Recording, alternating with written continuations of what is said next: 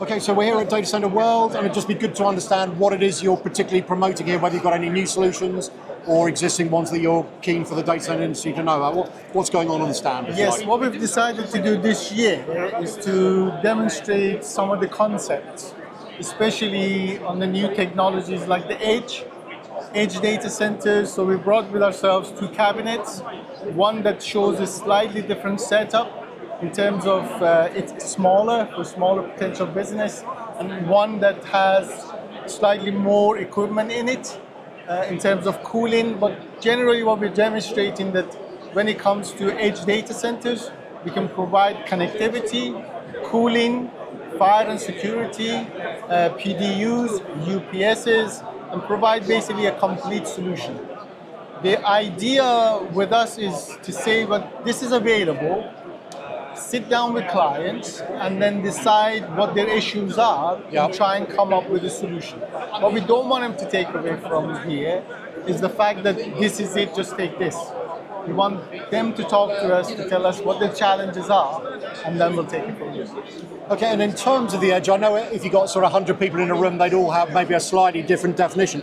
And the other thing is it's been talked about for a while and maybe not ever quite arrived. But do you think now, is it AI? I know there's the large language models, but then there's going to be AI nearer to where the applications are. Is that the edge development that you're sort of preparing for? Is that what's going on? I mean, you go back maybe 20 years ago, every business had a computer room. Yep.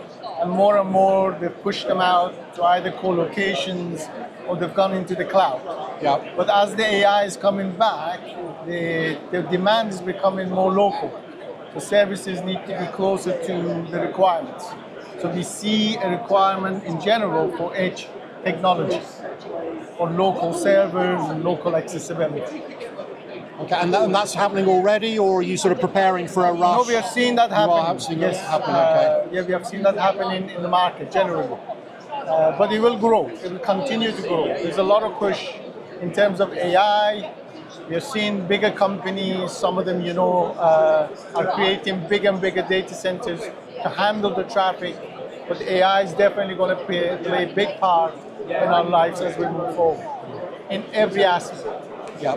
And are there specific industry sectors? I mean, are you dealing with the colos and the telcos, or are you dealing with a lot of sort of, I don't know, industry sectors, finance, retail, whatever? The nature of our business, because we are manufacturing, means that we're going to have to deal with everybody. So whether they're hyperscalers or the colos, enterprise, whatever they are, we need to handle all of that. We need to manage all of that. That's why I was saying that what we're demonstrating here is more of a concept. Yep. The fact that this can be put together, is this right for you? If it's not, what are you looking for? And we'll take it from there. And in terms of the potential, I mean, you said obviously it's happening, but it's going to be, do you think it's going to be as big as cloud is? Has it got that potential, or is it too early to sort of work out how big edge is going to be? Probably too early for that. It will definitely have a part, but how big it will be, I think only time will tell. But there's definitely a part for it to play.